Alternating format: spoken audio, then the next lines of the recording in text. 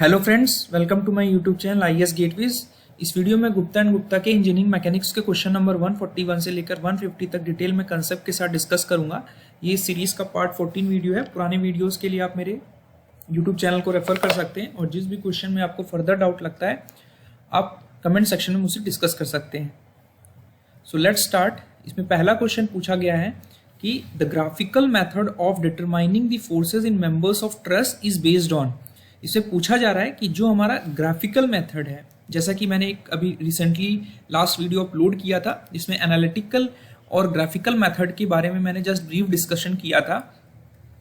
तो जो हमारा ग्राफिकल मेथड है जिसकी हेल्प से हम ट्रस के मेंबर्स में फोर्सेस निकालते हैं, वो जो मेथड है that is based on the method of joints. Method of joints में हम बेसिकली क्या कर रहे हैं, हम एवरी जॉइंट का फोर्स इक्विलिब्रियम कंसीडर कर रहे हैं। वही सेम कंसेप्ट को यूज करके हम ग्राफिकल मेथड में की हेल्प से ट्रस के मेंबर्स में फोर्सेस निकालते हैं।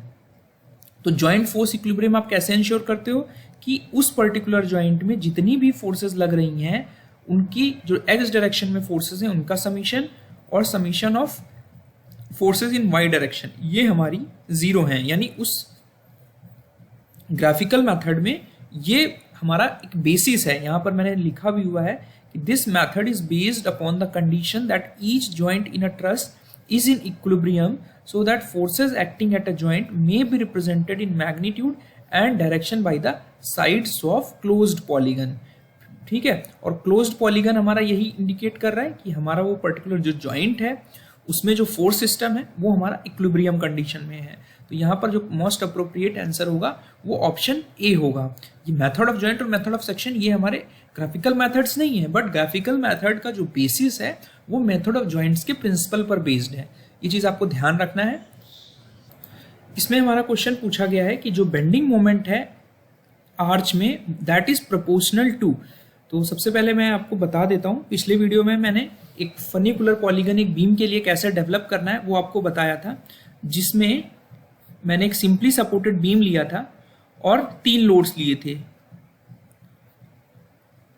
PQR, और इसका जो कुछ फनिकुलर पॉलीगन का जो शेप था वो हमारा कुछ ऐसा था। आप अगर पुराने वीडियो को देखेंगे तो आपको समझ में आएगा कि मैंने कैसे ड्रॉ किया था फनिकुलर पॉलीगन।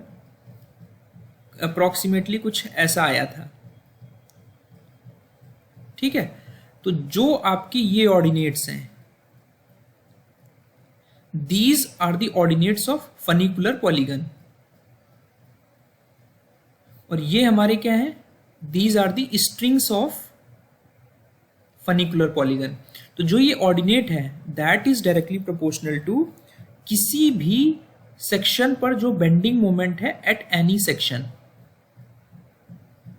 ठीक है, तो हमारा अगर हम इस पर्टिकुलर सेक्शन पे बेंडिंग मोमेंट देखेंगे तो जो बेंडिंग मोमेंट इस एक्चुअल बीम में होगा that will be proportional to ordinate of this funicular polygon at this location. तो इसका मतलब ये क्लियर है कि हमारा जो फनिकुलर पॉलीगन है वो एक पर्टिकुलर स्केल से हमने ड्रॉ किया हुआ है। ठीक है, ये चीज मैंने आपको बताई थी। बट अब क्या हो रहा है, यहाँ पे आर्च की बात कर रहे हैं। आर्च में क्या हो रहा है, there is one horizontal thrust. जब हॉरिजॉन्टल थ्रस्ट है तो किसी भी पर्टिकुलर सेक्शन पे अगर आप बेंडिंग मोमेंट लोगे तो that will be reduced by beam moment, that will be reduced by h into y. Y क्या दूरी होगी, ये जो आपने अगर इस सेक्शन में बेंडिंग मोमेंट ले रहे हैं तो that is being reduced by this horizontal thrust. ठीक है, तो ये दिस hy जो है, तो ये ऑर्डिनेट आप कैसे सब्ट्रैक्ट कर रहे हो, by the ordinate of this arch axis. जो आर्च की आपकी सेंट्रल एक्सिस है उसको आप इस मोमेंट से हटा दे रहे हो, और बेंडिंग मोमेंट हमारा MB क्या रिप्रेजेंट कर रहा था, that is directly proportional to ordinate of the ordinate of funicular polygon minus, और hy जो बेंडिंग मोमेंट हो रहा that is proportional to ordinate of arch axis, जिस भी पॉइंट पर आप कंसीडर कर रहे हो। तो इसका मतलब ये हो गया ऑर्डिनेट ऑफ फनिकुलर पॉलीगन और ordinate of central arch axis. तो अगर इन दोनों को आप सब्सट्रैक्ट करोगे तो this will give you this value eight this location. तो ये वैल्यू क्या होगी आपकी, this will be the intercept. ठीक है, ये वैल्यू जो होगी माइनस करके, this will be called the intercept between the arch axis and the funicular polygon. तो यहां पर आर्च के केस में जो हमारा आर्च एक्सिस और फनिकुलर पॉलीगन का जो इंटरसेप्ट होगा वो हमारा डायरेक्टली प्रोपोर्शनल होगा बेंडिंग मोमेंट जो आर्च पर एक्ट कर रहा है। बिकॉज हमारा जो स्ट्रक्चर है वो एक तरीके से हम कह सकते हैं it is representing the shape of funicular.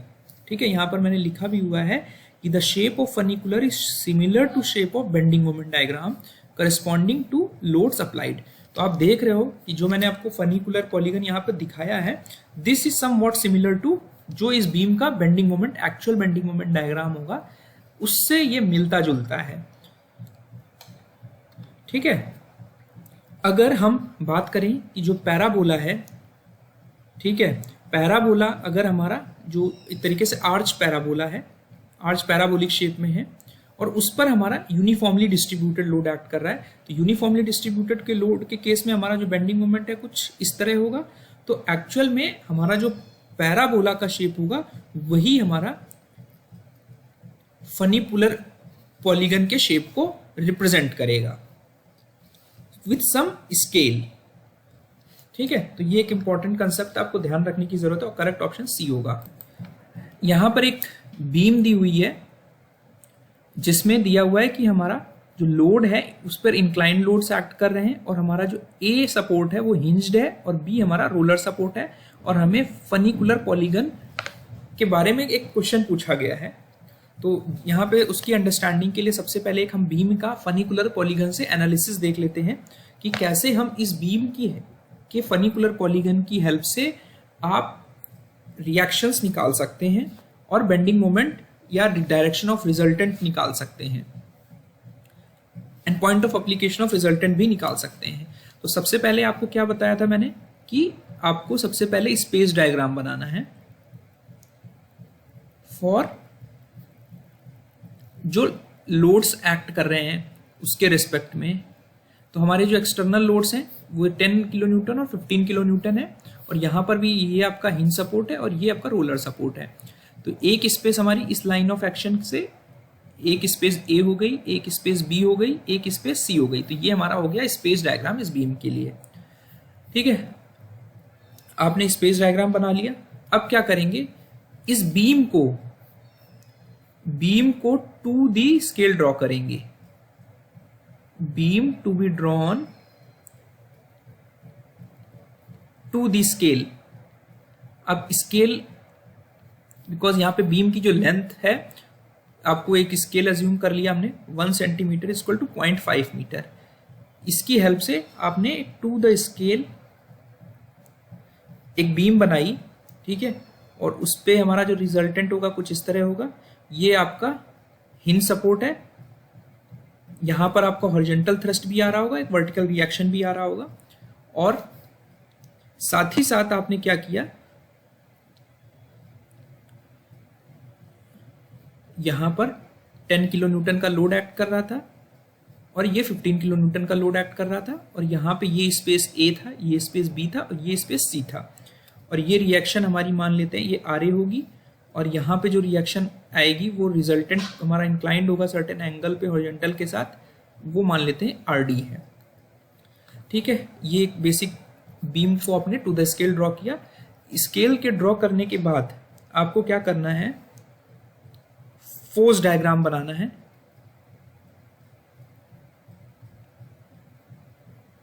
जिसकी हेल्प से आप पोलर डायग्राम बनाएंगे। ठीक है, और फोर्स डायग्राम बेसिकली हमारा वेक्टर डायग्राम ही है जिसकी हेल्प से हम ये रिजल्टेंट्स निकाल सकते हैं।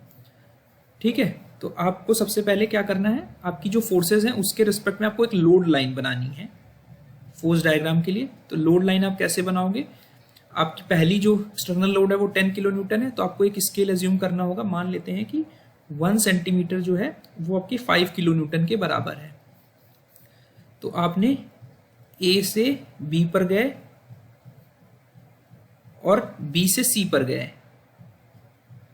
सी ज्यादा है तो बी सी, ये मैंने पुराने वीडियो में आपको एक्सप्लेन किया था कि कैसे बन रहा है। फिर आपको किस स्पेस में कहीं पर भी एक पॉइंट लेना है ओ, जिसको आप कहेंगे पोल। ये आप कहीं पर भी ले सकते हो स्पेस पे, लेफ्ट राइट कहीं पर भी। फिर आप क्या करेंगे, आप ये रेज ड्रॉ करेंगे, ये 3 आपकी रेज हो गई। ये रेज ड्रॉ करने के बाद आपको करना क्या है, you have to draw the funicular polygon. अब फनिकुलर पॉलीगन के लिए मैंने आपको बताया था, आपको जो रिएक्शन, जितने भी लोड्स और इंटरनल रिएक्शन, उनके लाइन ऑफ एक्शन चाहिए होंगे। ये आपने एक्सटेंड कर लिया सबको,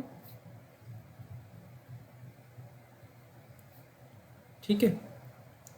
तो ये ध्यान रखने वाली बात है कि अगर आपके स्ट्रक्चर में, आपके बीम में एक एंड हिंज है, तो हमेशा आपको फनिकुलर पॉलीगन को बनाना जब स्टार्ट करना है वो हिंज से स्टार्ट करना है, बिकॉज एक्चुअली वहां पर हमारे 2 हॉरिजॉन्टल और वर्टिकल रिएक्शंस हैं। तो सिंप्लिसिटी के लिए हम हमेशा हिंज से ही अपना फनिकुलर पॉलीगन स्टार्ट करते हैं, ठीक है। तो सबसे पहले आप स्पेस सी की बात कर रहे हैं, तो स्पेस सी के लिए आपको पहली रेज जो ड्रॉ करनी है पैरेलल टू ओसी करनी है। तो यहां पर आपने रे ड्रॉ की parallel to OC, this is parallel to OC, parallel to OC draw किया आपने, ठीक है। तो line of action of 15 kilo newton का जो लाइन ऑफ एक्शन होगा उसके साथ जो इंटरसेक्शन पॉइंट होगा उस पॉइंट पर आ गए। उस पॉइंट से स्पेस बी है हमारा, स्पेस बी के लिए आपको ओ बी के पैरेलल लाइन ड्रॉ करनी होगी। ये आपने दूसरी लाइन ड्रॉ की पैरेलल टू ओ बी। फिर हमारा स्पेस ए है, उसके पैरेलल हमने ओ ए के पैरेलल एक लाइन ड्रॉ की। तो यहां पे कहीं हमारा पॉइंट ऑफ इंटरसेक्शन आएगा with line of action of जो हमारा रिजल्टेंट रिएक्शन आर ए था रोलर सपोर्ट पे, ठीक है। आपने जो पॉइंट ऑफ इंटरसेक्शन मिला, इनिशियल स्टार्ट पॉइंट जो कि हिंज था, उससे आपने क्या किया, इसको ज्वाइन कर दिया। तो ये जो आपको शेप मिला, ये जो शेप है क्लोज स्ट्रक्चर, ये because it is having 1 side 2 side 3 side and 4 side, इस लाइन को आपने क्या बोला, closing line of funicular polygon. और ये जो हमारा है ये बीम का फनिकुलर पॉलीगन है। अब इस फनिकुलर पॉलीगन की हेल्प से आपको ये रिएक्शन निकालना है, and with help of this polar diagram, this is called polar diagram.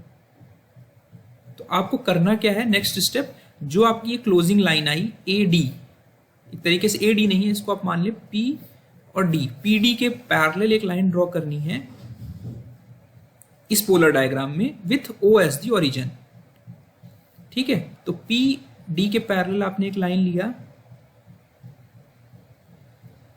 ये आपने, this is parallel to closing line of funicular polygon. उसके बाद आपको क्या करना है, इस ए और सी पॉइंट आपका फिक्स था, तो ए से आपका जो स्पेस है वो स्पेस ए में आपका जो आ रहा है वो रिजल्टेंट आर ए आ रहा है। तो इसके लाइन ऑफ एक्शन आपका इधर है, तो आपको कुछ ऐसे ड्रॉ करना है, और इसी तरह इसके पैरेलल टू जो आर ए का डायरेक्शन है, और आर डी के पैरेलल आपको सी से ड्रॉ करना है, ठीक है। तो आपको एक पॉइंट ऑफ इंटरसेक्शन मिलेगा,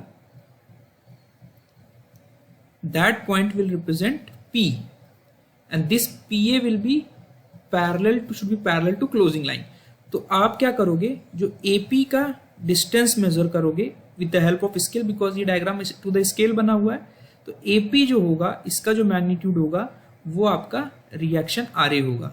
अब बिकॉज RA का डायरेक्शन ऑलरेडी फिक्स था, बिकॉज हमारा सपोर्ट कंडीशन, तो उतने डिग्री पर ये हमारा 60 डिग्री पे इंक्लाइन था। अगर आप देखोगे पुराने फिगर को, तो ये रिएक्शन 60 डिग्री पे आ जाएगा, और इसका जो मैग्नीट्यूड होगा ये आपका RD बन जाएगा, और इसका जो इंक्लिनेशन होगा, ये डिस्टेंस आप मेजर करोगे और ये डिस्टेंस आप मेजर करोगे, तो आपको ये एंगल मिल जाएगा अल्फा।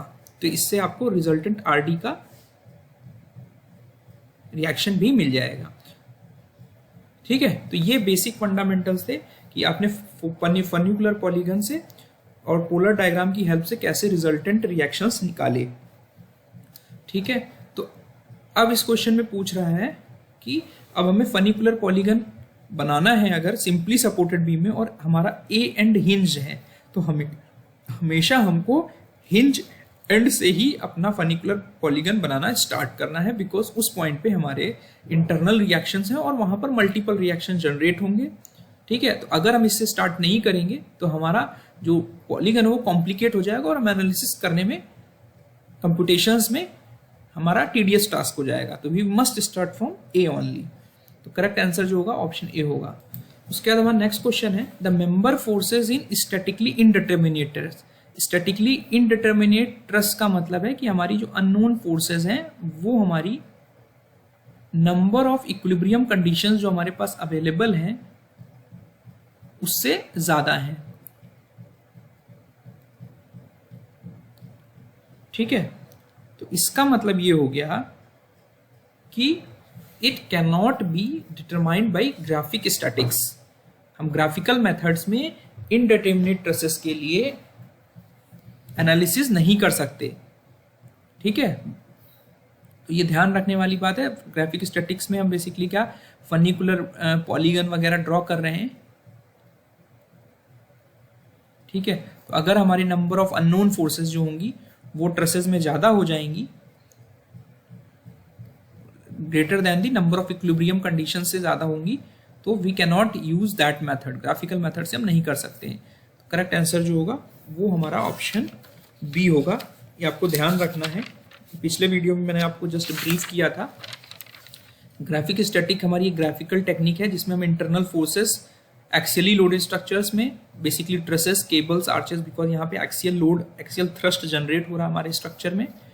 ठीक है, अर्ली 1800 में ये मेथड अडॉप्ट किया गया था for the computation of the member forces under the external loads. उसके बाद नेक्स्ट क्वेश्चन है an ordinate in a funicular polygon represents. ये मैंने आपको बताया कि जो वर्टिकल ऑर्डिनेट्स हैं फनिकुलर पॉलीगन के वो to the scale bending moment at corresponding sections along the beam को रिप्रेजेंट करते हैं। यहाँ पे मैंने अंडरस्टैंडिंग के लिए एक डायग्राम लिया हुआ है बीम का, जिसमें हमारे 3 लोड्स एक्ट कर रहे हैं। एक लोड ये एक्ट कर रहा है, एक लोड ये एक्ट कर रहा है, एक लोड ये एक्ट कर रहा है। अब हमारा फनिकुलर पॉलीगन आपने ड्रॉ किया, ये आपने पोलर डायग्राम ड्रॉ किया है जैसे कि मैंने आपको एक्सप्लेन किया था। इस पोलर डायग्राम के हेल्प से आपने क्या ड्रॉ किया, this is the funicular polygon. ठीक है, और ये आपकी क्लोजिंग लाइन है, this one, this is closing line. तो आपका जो फनिकुलर पॉलीगन के ऑर्डिनेट्स हैं, ये हमारे ऑर्डिनेट्स हैं, these are the ordinate at any sections. ठीक है, ये ऑर्डिनेट्स हो गए फनिकुलर पॉलीगन के। और अगर अब हम इस बीम का एक्चुअल बेंडिंग मोमेंट ड्रॉ करें तो this will be the shape of bending moment. तो जो ये आपका ऑर्डिनेट है, this ordinate will be proportional to this m1 dash m dash. इस ऑर्डिनेट के अगर हम इस सेक्शन पे जाएं तो ये ऑर्डिनेट जो होगा इस जगह पे जो बेंडिंग मोमेंट होगा एक्चुअल बीम में सेक्शन के, वो हमारा रिप्रेजेंट करेगा टू द स्केल, और जो हमारे ऑर्डिनेट्स होंगे फनिकुलर पॉलीगन के। तो ये चीज आपको ध्यान रखनी है। ठीक है, तो यहाँ पे ordinate in funicular polygon represents a bending moment. उसके बाद हमारा नेक्स्ट क्वेश्चन है the pole distance is measured in. Pole distance अगर आपको देखना है, समझना है, तो you have to go through polar diagram. Polar diagram में स्पेस में जो आपने एक पॉइंट लिया था जिसे आप पोल बोल रहे थे, उसकी जो दूरी है, लोड लाइन यानी वेक्टर, जो हमारे लोड्स एक्ट कर रहे थे, इस फोर्स वेक्टर लाइन से जो दूरी है हमारी, this is called polar distance. और ये जो डिस्टेंस है ये फोर्स स्केल पर है। ठीक है, जहां पर 1 सेंटीमीटर इज इक्वल टू जो भी किलो न्यूटन आपने स्केल एज्यूम की हुई है, तो यहां पे this is called force scale, जहां पे लीनियर डिस्टेंस जो है वो हमारी फोर्स के टर्म्स में हम रिप्रेजेंट कर रहे हैं कि 1 सेंटीमीटर जो है वो 5 किलो न्यूटन रिप्रेजेंट कर रहा है। तो this is called force scale. तो यहां पर अगर हम इस लाइन से ये दूरी देखें तो ये जो दूरी है ये एक्चुअल में जो डिस्टेंस मेजर करके आएगी, you have to calculate it into force. ठीक है, तो ये हमारा पोलर डिस्टेंस का कंसेप्ट है कि पोल से जो आपने स्पेस में कहीं पर भी लिया हुआ है, ये जो लोड की वेक्टर लाइन है, लोड के डायरेक्शन के हिसाब से आपने जो force vector line, force diagram बनाया है, उससे जो दूरी है वो expressed in force scale, that is the called the force scale. ठीक है, एक चीज और मैं आपको बता दे रहा हूं कि जो ये पोल डिस्टेंस है, यहां पे ये तो हमारा फनिकुलर पॉलीगन हो गया, जो आपका ये बना है पोलर डायग्राम से, this is the funicular polygon. तो जो हमारे पोल डिस्टेंस होगी, यानी पोलर डिस्टेंस होगी into ordinate of funicular polygon, that will give the bending moment eight any section. ये आपको ध्यान रखना है, इससे क्वेश्चन एग्जाम में पूछे जाते हैं। कभी कभी एग्जाम में पूछा जाता है कि आपकी पोल डिस्टेंस अगर आपकी हाफ डबल कर दी गई, मान लो पहले पोल डिस्टेंस हमारी x थी, ठीक है, तो bending moment have to be constant, तो हमारा जो ऑर्डिनेट होगा फनिकुलर पॉलीगन का वो क्या होगा, वो m कांस्टेंट है, तो that will be given by x1 into ordinate of funicular polygon equal to x2 into O2। By this principle you can calculate कि आप पोलर डिस्टेंस अगर वेरी करोगे तो अकॉर्डिंगली आपको फनिकुलर पॉलीगन के जो ऑर्डिनेट्स मिलेंगे वो कम ज्यादा हो जाएंगे। ठीक है, ये आप ग्राफिकल तरीके से जब ड्रॉ करोगे कि सपोज कि आपने पोल यहां पर लिया हुआ है, अब अगर पोल आप यहां ले लोगे तो आपका जो फनिकुलर पॉलीगन होगा वो अकॉर्डिंगली चेंज हो जाएंगे उसके ऑर्डिनेट्स। तो जो ऑर्डिनेट्स चेंज होंगे तो मल्टीप्लाई जब आप करोगे तो हमें बेंडिंग मोमेंट ही मिल रहा है किसी भी पर्टिकुलर सेक्शन पे। अगर हम यहाँ पे ले रहे हैं तो यहाँ पे बेंडिंग मोमेंट मिल रहा है।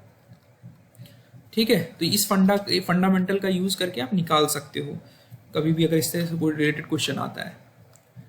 ठीक है, the number of funicular polygons which can be drawn to pass through two specified points in the space diagram, किन्हीं भी दो पॉइंट से पास होकर हम इनफिनाइट नंबर के फनिकुलर पॉलीगन्स बना सकते हैं। बिकॉज मैंने आपको बताया था कि पोल आप कहीं पर भी ले रहे हो, तो आपकी पोल की जो लोकेशन है स्पेस में, अगर ये लोड लाइन थी, आप पोल यहाँ पे भी ले सकते हो, यहाँ पे भी ले सकते हो, यहाँ पे ले सकते हो, यहाँ भी ले सकते हो। और हमने यहाँ पे दो पॉइंट्स फिक्स कर लिए इस लोड लाइन में कि हमारा जो फनिकुलर पॉलीगन है वो हमारा स्पेस में किन्हीं दो पॉइंट्स के बीच से फिक्स होकर पास होकर जाएगा।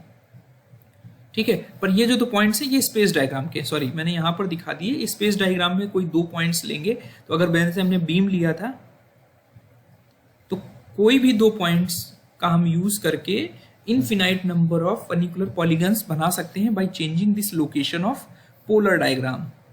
बिकॉज हम जैसे ही पोल चेंज करेंगे तो अकॉर्डिंगली हमारा पोलर डायग्राम रिवाइज हो जाएगा और पोलर डायग्राम से ही हमारा फनिकुलर पॉलीगन बनता है। ठीक है, यहाँ पर मैंने एक बुक का रेफरेंस भी दिया हुआ है कि when we consider the procedure for drawing a funicular polygon for a given system of forces, एक given system of forces के लिए it is possible to draw an infinite number of funicular polygons for that system of forces. Similarly, an infinite number of points can be chosen for the pole O. O के लिए हम space में infinite number के points choose कर सकते हैं। ठीक है, तो ये चीज आपको ध्यान रखनी है। A funicular polygon cannot be made to pass through more than 3 specified. हम किसी भी फनिकुलर पॉलीगन को 3 स्पेसिफाइड पॉइंट से ज्यादा पास नहीं करा सकते। अगर हमने पहले से ही स्पेस में 3 से ज्यादा पॉइंट फिक्स कर लिए तो हम 3 से ज्यादा पॉइंट से अपने फनिकुलर पॉलीगन को पास नहीं कराएंगे। जब आप ये न्यूमेरिकल सॉल्व करोगे तो आपको ये बेसिक अंडरस्टैंडिंग हो जाएगी कि अगर बीम में एनालिसिस कर रहे हो, अगर आपने 3 पॉइंट स्पेस में सिलेक्ट कर लिए तो वहां पर आपके फनिकुलर पॉलीगन बनना पॉसिबल नहीं होगा। ठीक है, उसके बाद आता है नेक्स्ट क्वेश्चन कि एक गिवन फोर्स सिस्टम है जिसमें P1, P2, P3, P4 forces लग रही हैं। तो यहाँ पर मैंने एग्जांपल के तौर पे एक कॉन्करेंट फोर्स सिस्टम लिया है जिसमें तीनों फोर्सेस एक पॉइंट पर एक्ट कर रही हैं और इसका हमने फोर्स डायग्राम बनाया हुआ है, फोर्स वेक्टर यानी फोर्स पॉलीगन बनाया हुआ है जो कि क्लोज हो जा रहा है। जब क्लोज हो जा रहा है इट मीन्स कि हमारा वो इक्विलिब्रियम में है। ठीक है, बिकॉज पॉलीगन क्लोज हो रहा है। ठीक है। और ये हमारा क्या था, ये कोप्लैनर कॉन्करेंट फोर्स सिस्टम था, CCF बोल सकते हैं।